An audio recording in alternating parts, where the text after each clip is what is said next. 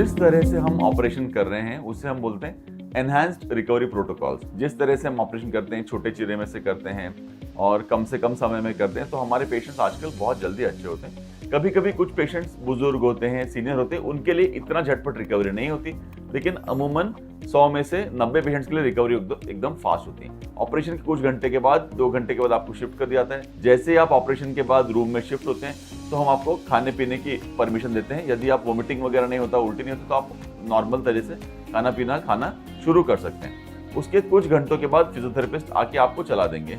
आपको सुन के आश्चर्य होगा, लेकिन ऑपरेशन के 3-4 घंटों के बाद हमारे 100 में से 90-95% लोग खुद अपने पैरों पे चल सकते हैं। This is normal expected recovery.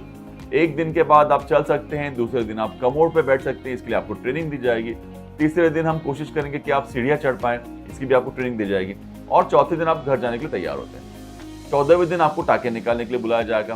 पहले 2-3 सप्ताह आपको वॉकर से चलने के लिए ट्रेन किया जाएगा। उसके 2-3 सप्ताह के लिए आपको छड़ी से चलने के लिए ट्रेन किया जाएगा। अमूमन सभी पेशेंट्स 1 महीने या 1.5 महीने के बाद वॉकर या छड़ी के बिना किसी सहायता के अपने आप अपने घर में या घर से बाहर आंगन में चल सकते हैं। 3 महीने के बाद आप बस, ट्रेन या कार, प्लेन में बिना किसी के सहायता के सामान लेके सफर कर सकते हैं। और 6 महीने के बाद आप भूल जाएंगे कि आपका ऑपरेशन हुआ है। जनरली ये होता है। कभी कभी किसी को 6 महीने से 1 साल का भी समय लगता है। ये डिपेंड करता है कि ऑपरेशन के पहले आपकी तबीयत कैसी थी। तो और एक चीज बताना आवश्यक है, सबसे पहले तो आपको अपने जख्म का ध्यान रखना होगा। अपना जख्म खुद घर पे पट्टी न करें, डॉक्टर की सलाह से जख्म की देखभाल करें। जनरली आपको हॉस्पिटल में पट्टी करके ही हम घर भेजते हैं, उसके बाद आपको घर जाके पट्टी खोलने की आवश्यकता नहीं है। इन दिनों के दौरान आपका जो हिप जॉइंट का बॉल है वो डिसलोकेट नहीं हो, इसीलिए आपको कुछ प्रिकॉशन लेने होंगे।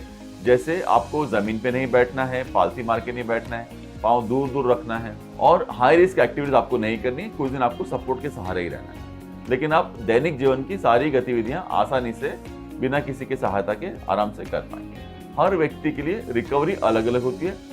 जो लोग थोड़े एंथुजियास्टिक होते हैं उनकी रिकवरी फास्ट होती है। कुछ लोग जिनकी उम्र अधिक होती है, जिनको अधिक बीमारियां होती है या जिनकी दर्द सहन करने की क्षमता कम होती है, उनकी रिकवरी थोड़ी स्लो होती है। लेकिन रिकवरी सभी की होगी जो टाइम फ्रेम मैंने आपको बताया उसी में।